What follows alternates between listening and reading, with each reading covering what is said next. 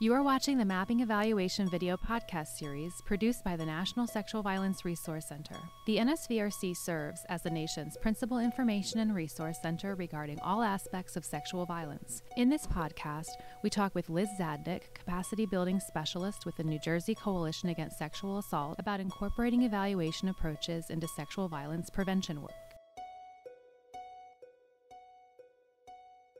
Evaluation is, for me, about growing as a practitioner. You can't really coach yourself or not have any bias when you critique. So I think evaluation helps us find a way to step outside of ourselves and step outside of what we're doing to see the bigger picture. Evaluation helps us further articulate that gut feeling that we have of why a program was so successful, or why an activity made an impact, or why the task force that we're a part of is just always so productive and always making change. It also helps capture the impact of our work. We do tremendously powerful things with the communities that we serve, and evaluation is a way for us to talk about what we're doing.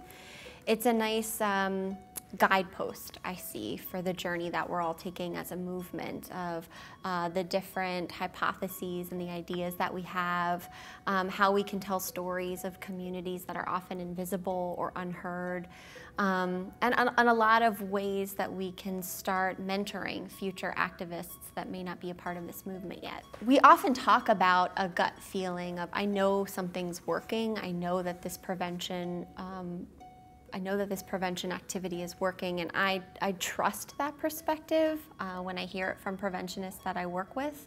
And a lot of times when I talk about evaluation, I try to frame it as an intentional or a mindful or thoughtful capturing of that gut feeling. So what's the best way for them to articulate that story or articulate that process? I think that people often see evaluation as a pre and post follow-up survey, but that doesn't often tell the full story or the full range. And I think that preventionists are often felt lacking of, well, these answers don't match up to what I saw. And I think that we owe it to ourselves and to the communities that we serve to make sure that we're getting all of that information and feeding it back to them. A really valuable aspect of evaluation is the data, obviously, but I think that it goes beyond the data that we collect and more about the story that the data helps us tell. We can share the work that we're doing with the communities that we work with through evaluation. So I think that evaluation helps us build trust when we're really authentic and genuine and transparent about the data that we collect. When we're working with a community, that data doesn't belong to us. It's part of the community and part of the environment and the context that we collect it in. All we're doing is really collecting it and making sense of it in a way that other people can understand, so that when we share it back with them, when we tell the story of the efforts that they've been through and that they've been working on and that we've been working on together, it really helps build that trust and that communication between us and the communities that we serve.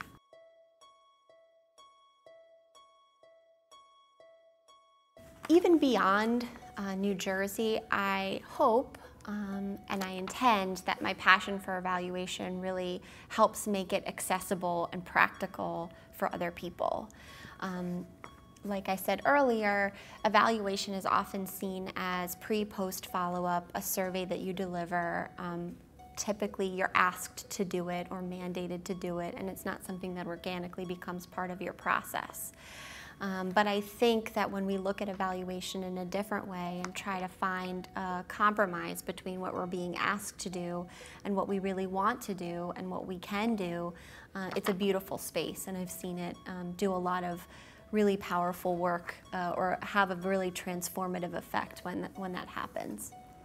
But in terms of what I'm doing in New Jersey, or what I'm working with the preventionists in New Jersey on, is that balance. So trying to seek some sort of balance between what is being asked and the journey that prevention has taken, and evaluation has taken, with what they're really interested in knowing about the communities that they're serving. So a lot of times I ask a number of questions collectively to the 20 plus preventionists that I get to work with, as well as individual preventionists that are really interested in evaluation, is how will the answer to this question help you? How will the answer to this question help the community that you serve? And how will the answer to the question help you tell a story of what you're doing? And that really helps folks find a way to get to the meat, to get to the core, and also circle back around to the goals and the intention of a strategy or of a program or even an activity. If the answer to the question doesn't help tell a story about the activity, we can then go back and say, is it the activity that needs to be changed? Is it the question that needs to be changed? Or is it the way that we're looking at it need to be changed?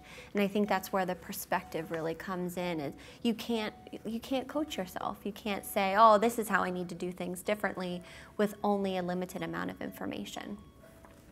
Another thing that I think I'm hoping to incorporate into my evaluation work as I move forward is seeing evaluation as an act of mentorship for folks and for preventionists and advocates that aren't even part of the movement yet or don't know they're a part of this movement, is how can the work that we're doing now, when it's evaluated and when we capture it, help them to find innovative programs further down the line.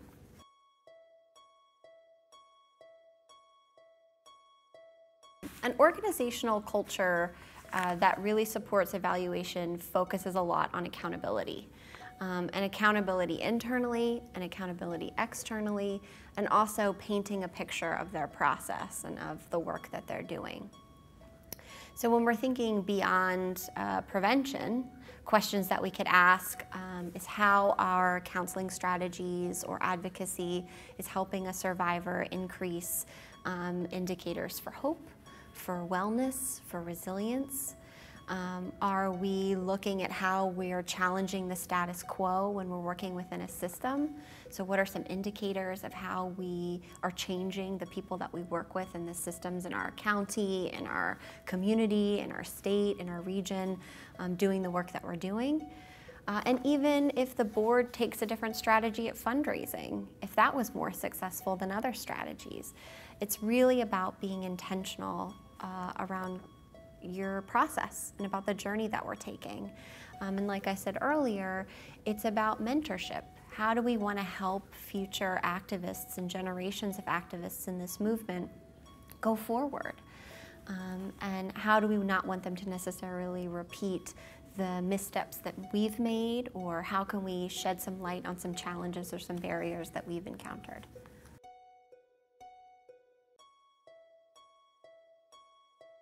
You can do it. You can make evaluation work for you and work for the communities that you serve. There is an evaluation methodology and a tool and an approach that can work for you, that can capitalize on the skills that you already have. And I think that people often think of evaluation in one specific way, but it's something that we do every day in our own lives. How are we going to approach traffic in the morning? How do we collect information about that and approach our day? So I think that my message and what I continue to say to preventionists and my colleagues is that you can do evaluation, and evaluation can serve you, and it should be a part of how we do our work.